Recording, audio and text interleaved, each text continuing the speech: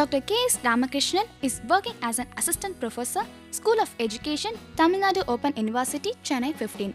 He has been teaching science education, environmental science, educational technology and research methodology in various colleges of education and Tamil Nadu Open University for the past 9 years. He has guided so many M.Ed, M.Phil and PhD students. His current research areas are environmental education, educational technology and media and communication.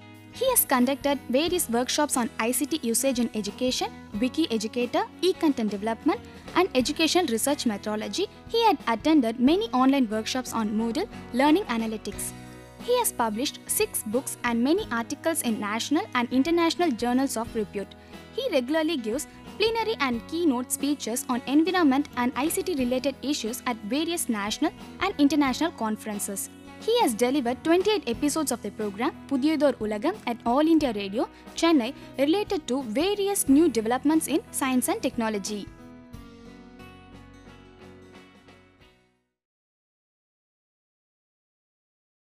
Welcome to UGC CEC program. In this episode, we are going to discuss about the ozone depletion, and the topics that we are going to discuss: what is ozone layer and what are the causes for ozone depletion and the chemical processes involved in ozone depletion, and what are the ways to mitigate the problems associated with ozone depletion. First of all, let us see what is ozone layer. See, the ozone layer is a thin, fragile shield that contains relatively high concentration of ozone.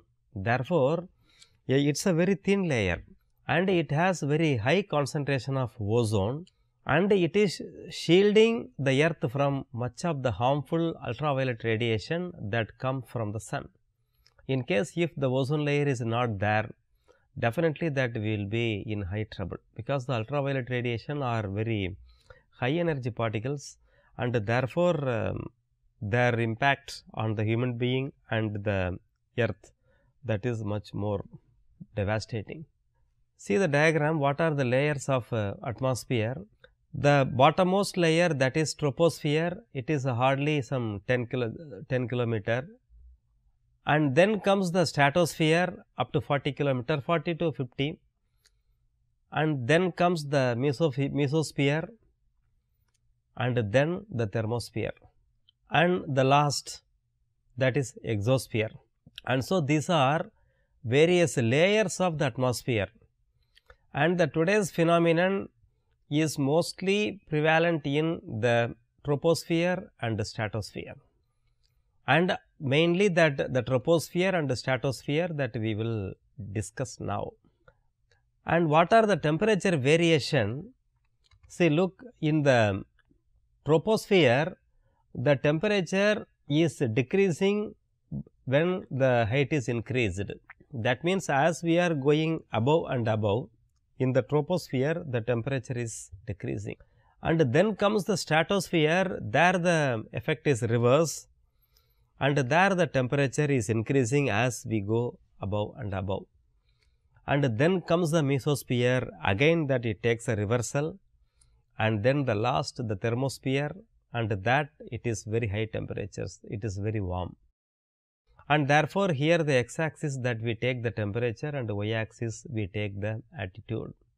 And therefore, that is, as we are moving within the troposphere, the temperature goes on decreasing, and that is when there is a difference between the troposphere and the stratosphere, that tropopause, stratopause and mesopause. So, these are all the intervening space between two layers.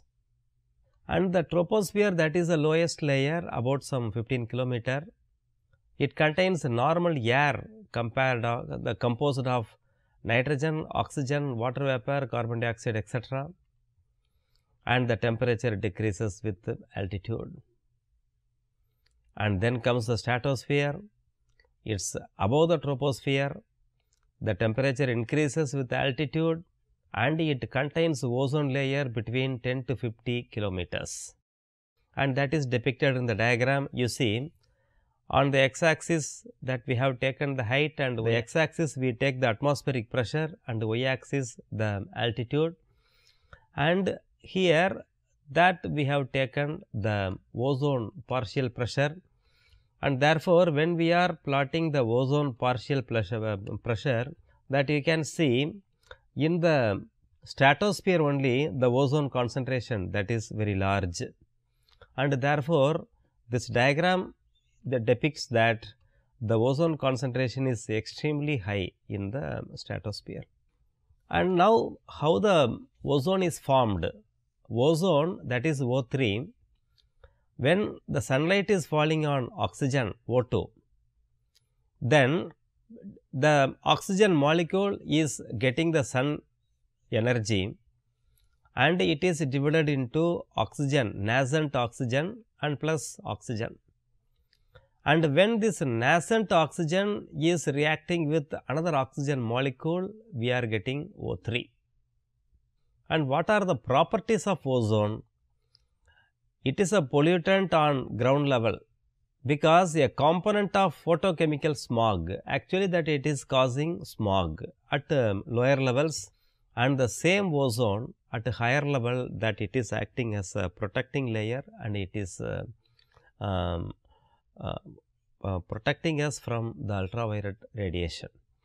And some other properties, it is splitting and regenerating repeatedly. That means, it is to some extent it is somewhat splitting and regenerating repeatedly, and the highest concentration in upper atmosphere, and the concentration decreases at lower altitude, and it is thinnest around the equator, and the concentration increases towards the pole.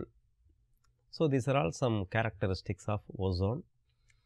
And in case if the ozone is damaged, what will happen? It will naturally mean the entry of ultraviolet radiation, and therefore, it is making harm to the human being and the whole earth.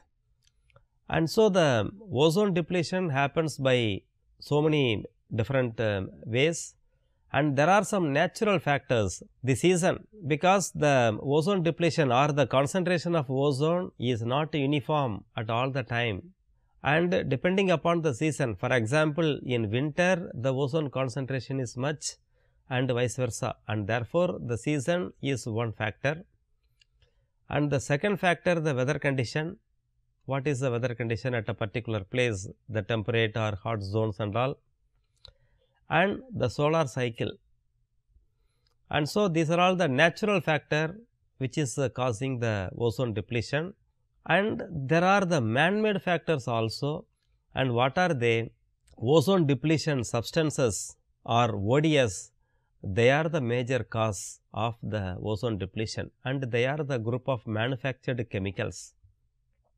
And what are the ozone depletion substances?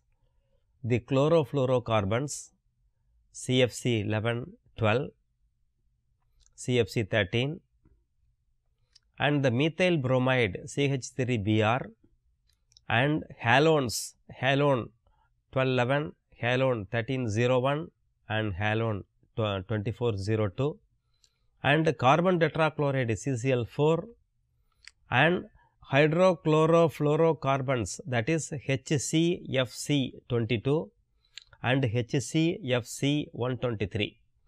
And therefore, these are some of the major components which are causing the ozone depletion. And now, let us briefly discuss about the CFC, that chlorofluorocarbon, and they compose of chlorine, fluorine and carbon, and they were developed in 1930 by DuPont, and they are having low toxicity, chemical stability and cheap. And because of these properties, they were developed in industry for the purpose of aerosols, and they are used for making the refrigerant, the blowing agent, and making flexible foam, and cleaning agent and propellant. And therefore, in most of the cleaning agent or all the aerosol that we are using some kind of the chlorofluorocarbons. and they were used in refrigeration quite some time back, but nowadays that they are being stopped. And these are all the aerosols, and mostly whatever comes by a spray type, and these are containing some small amount of chlorofluorocarbons and the refrigerator. And so, these are all the major cause for the ozone depletion, CDS. And now, what is the contribution you see on the x axis, that is given the year taken from 1992 to 2008, and the y axis that we have taken the contribution of various CFC, and here they have taken the equivalent chlorine. That means, chlorine is taken as the base in comparison that we are taking, and you can see CFC 113, halones, CCl4 and CH3 bromide, chloride, CFC 11 and 12, and therefore, that we can see that CFC 12 that is causing large amount of that ozone depletion in comparison with that HCFC. And so, the diagram itself is depicting that the HCFC is somewhat safer than that CFC 11, 12 and all, and therefore, we have to be very careful with the CFC rather than HCFC. And now, how they are interacting with the atmosphere, or how ozone is depleted, that let us see. And here already we have seen that ozone O3 is unstable and it is degrading slowly on its own, and the catalyst can greatly accelerate the process. See, for example, O3 gas is reacting with the catalyst X, and that is giving OX plus O2G. See, for example, by a small example that I can depict it. See, for example, it is O3, that means the blue color that you can say that it is oxygen atoms, and therefore, there are 3 oxygen, therefore, O3, and that is reacting with a catalyst. So, red color for catalyst, and therefore, O3 plus the catalyst X, and what it is giving, that catalyst is reacting with one atom, and therefore, it is OX, and therefore, the remaining, that is O2. And now, what will happen? This is unstable, that OX is unstable. So, now let us see this OX that is reacting with another oxygen molecule, another oxygen atom, and therefore, again what will happen? This oxygen and this oxygen, they are combining together, and again that catalytic agent that is left alone, and therefore, what is the net effect? This catalytic agent that has reacted with one O3 and it has converted that into O2, and again that it is now ready to react with some other molecules, and therefore, what is the net result? That net reaction is given O3 is reacting with an oxygen, and therefore, 2 O2. So, again and again the catalyst is reacting with so many ozone molecules, and therefore, the ozone is gradually depleted and it will become oxygen. And so, in that way the ozone depletion is happening. Now, let us have a short break.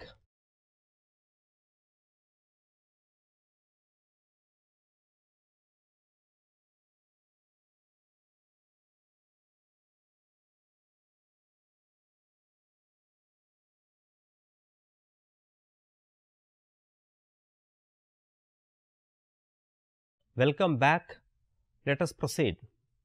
So, what is the net result?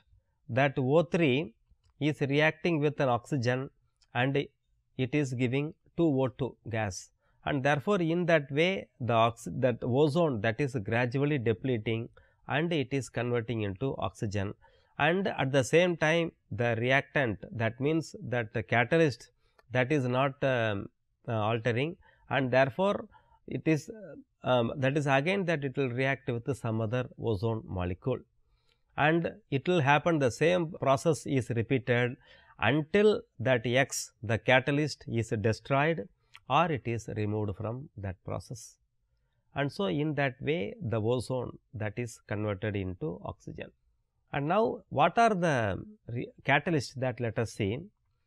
The first is a hydroxyl radical that is OH, and it is responsible for half of the ozone depletion, and it is a natural process, but it can be accelerated by the presence of methane or CH4, which is a greenhouse gas.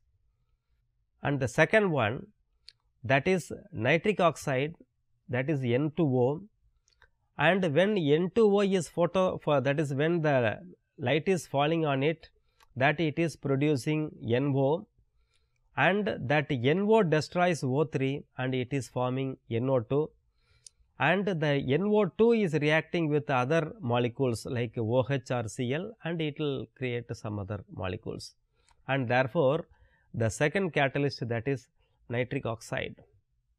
And what are the anthropogenic effect on the stratosphere zone? And chlorine and bromine, Cl and Br, and they are also causing the ozone depletion, and they produce the chlorofluorocarbon CFC.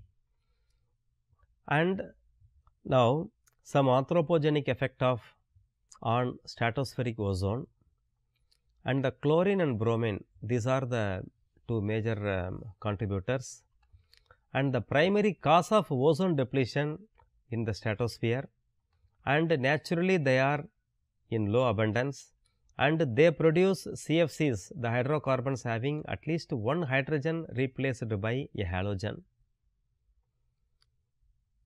And now how the chlorine that is causing the ozone depletion? The chlorine atoms from CFCs attack ozone, taking away ozone and forming chlorine monoxide, that is ClO. That means O3 and Cl, that will give you O2 and ClO.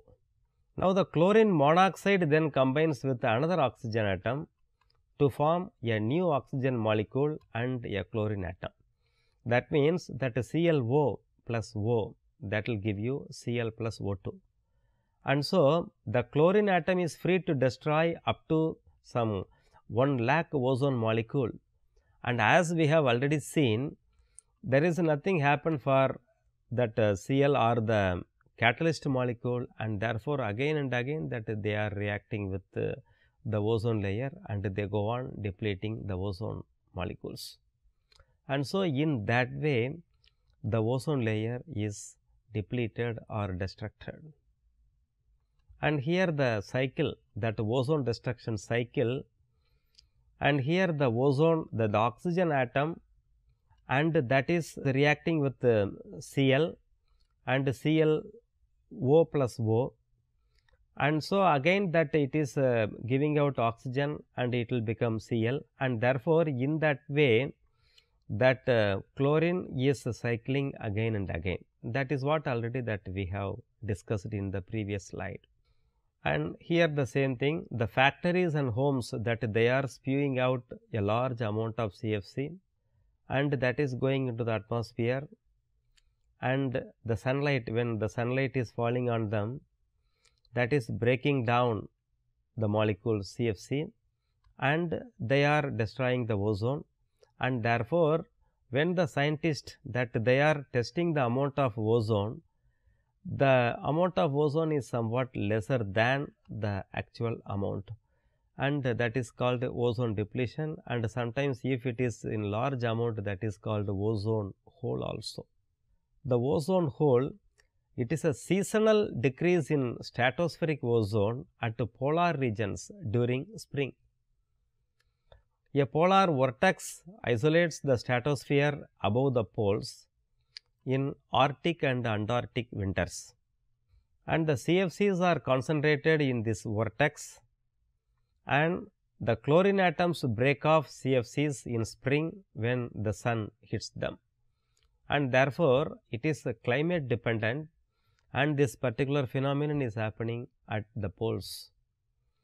And so you look at the diagram, here it is a polar region and here is a vortex, and therefore in this region what will happen, the amount of ozone that is very less in amount, and therefore, that is called a ozone hole. And here that you can see this portion, that is called ozone hole. And now, let us see how the ozone depletion is affecting the human beings. First, let us see the plant process, and it is targeting the molecules, and the gene activity is affected, and it affects the photosynthesis and the metabolism, as these are the three basic activities for a plant growth. The whole plant growth is affected, and here see that even gene activities also are affected by the ultraviolet B radiation. See, now in ecology, what is the impact? It is negatively impacting the rates of photosynthesis and the growth in young plants, and it is negatively affecting the marine phytoplankton, and the reduced photosynthesis rates, reduced productivity could affect the nitrogen fixing also, and therefore, the marine ecosystem is highly affected, and the carbon fixation is also affected.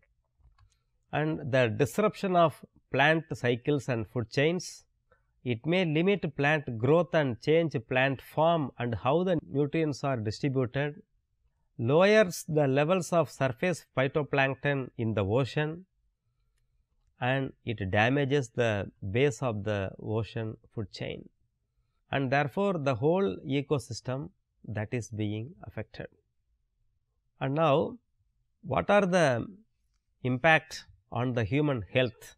It is causing skin cancer, it causes eye damage such as cataract, and the immune system is also damaged, the reduction in phytoplankton, and the damage to the DNA in various life forms. And see, look at the diagram. Because of the ultraviolet B radiation that is falling on the eyes, it is affecting the eye, and therefore, it is causing the cataract. And see, look at the diagram, this eye is somewhat better, but actually this eye that is totally damaged, and that is the reason why generally people tell not to look at the sunlight directly, because there may be some ultraviolet B radiation, and when they are entering into the pupil directly, that they will damage the eyesight. And so, it is one of the effect of the ultraviolet radiation. And the second one, the skin cancer, and here the cell carcinoma, the basal cell carcinoma, and here the skin rashes, and therefore, they cause the skin cancer also. How horrible it is.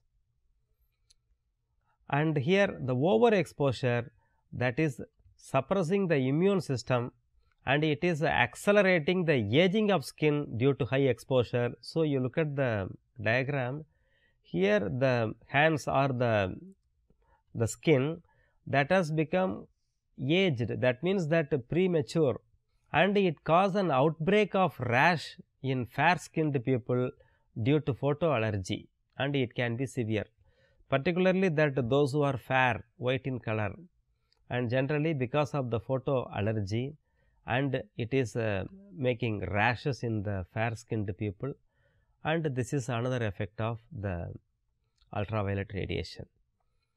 And see how it is affecting the DNA. See, the DNA is absorbing the ultraviolet radiation, and therefore, it is changing the shape in DNA, and it results in mutated cells, or the cells sometimes die also. See, you look at the diagram, the incoming ultraviolet radiation, that means the incoming photon, and here is the natural DNA, and here after the photo that ultraviolet radiation, see some of the genes they are broken, and if the radiation is severe, what will happen? Sometimes these may die also, that genes, and therefore, what will happen? They are called the mutated cells, and therefore, the gene mutation will happen, and therefore, they are causing the congenital problems. That means that the children who are born and they are having problems from the birth onwards. So, it is another effect of that ultraviolet radiation.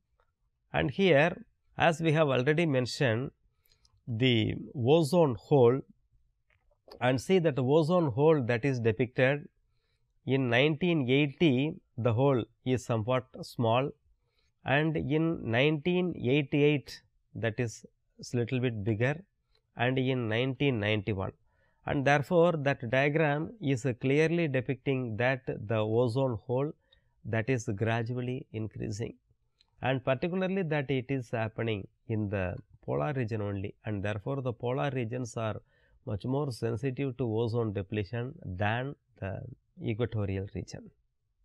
And now, how can we mitigate or how can we avoid the ozone depletion? There are certain alternatives for the chlorofluorocarbons, and so if we are using them, to some extent that we can avoid the ozone depletion. Now, this ammonia, propane and water, and therefore, these can be replacing the CFC, and they are cheap and they are abundant and they are not patented also, because all the CFCs they are patented and these are non-patented, and they are advantageous in using them also, and they are energy saving and they are cheap, and therefore, these can be utilized instead of that CFC, the chlorofluorocarbon, and therefore, already that we have seen that this one, these alternative, and they are causing somewhat less depletion, and therefore, that instead of using the CFC, that chlorofluorocarbon, that if we are using this material, then naturally that we can to some extent that we can avoid. See, you look at the diagram. So, in comparison with hydrochlorofluorocarbons, and it is around some 4000 times that CFC12, and therefore, instead of using CFC12, that we may go for HCFC or the halones or even CCl4, and therefore, in that way that we can avoid the ozone depletion to a very larger extent. And now, let us have a conclusion. So, in this episode that we have discussed about ozone depletion, its definition, the causes of ozone depletion, the processes involved in it, the ozone depletion substances ODS, the effects of ozone depletion on humans, plants and the environment, and the ways to reduce ozone depletion, all have been discussed in detail. Now, let us have some questions. Mention 2 mechanisms responsible for ozone depletion. In which layer the ozone concentration is the highest? Ozone acts as a protective shield as well as a pollutant. How? The next, how catalysts accelerate ozone depletion? How many ozone molecules can be destroyed by a single chlorine atom? And the last question, mention some CFCs and their safe alternatives. So, dear friends, with that we conclude this episode. Thank you.